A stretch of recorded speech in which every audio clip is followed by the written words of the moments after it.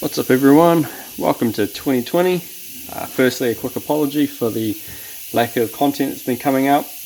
I've just had a whole lot on my plate at the moment, and as always, the endeavour that pays the least gets put on the back burner first. So this has definitely been put on the back burner for a while. Had to focus on some other things, but hopefully as the next few weeks come along, I'll be able to trickle in a little bit more as I'm getting on top of everything else.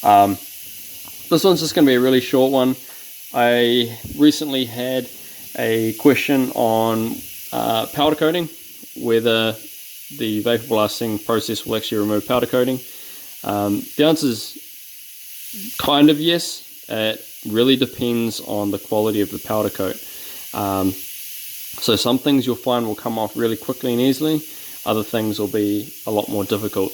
If it's harder to get off, it doesn't mean it can't be done with vapor blasting, it just means that you'll have to change your media and go to something that's a little bit harsher. Most of the time that means going to aluminium oxide, which is a bit more expensive. But I mean, even the glass beads will pull off the average powder coat. It's more the harder stuff, the stuff that you'll find on like wheels, for example, the higher quality powder coats that will struggle with a bit, and you will need to go to an aluminium oxide. But I just thought I'd give a quick demonstration and show how this stuff comes off. As you'll see inside the cabinet here, it's all pretty messy. When I turn it on, you'll see the water coming out. It's pretty gross. It's been sitting for a while. I really need to give the cabinet a bit of a service. But should do for at least this demonstration. So let's have a look.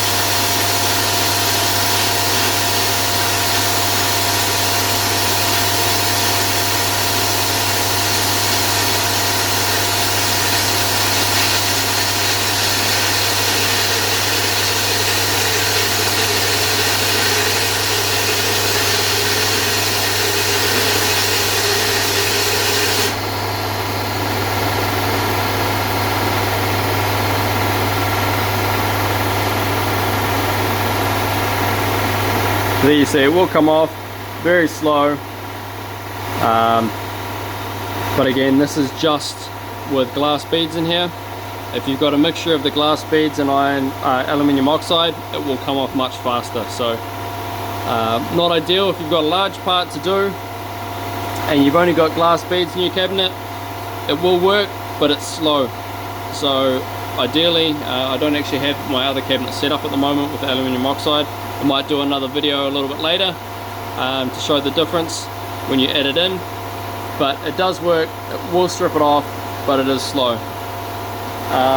One other thing I just want to quickly update on is, as you can see, I've gotten rid of the LPG bottles as a reservoir, and I've just used this old broken compressor reservoir to get rid of those. It's just a little bit safer. It's easier to drain the water out of, a little bit smaller. It's just simple and a little bit tidier, but still working on the other compressor, and hopefully that'll be gone soon. So there we have it.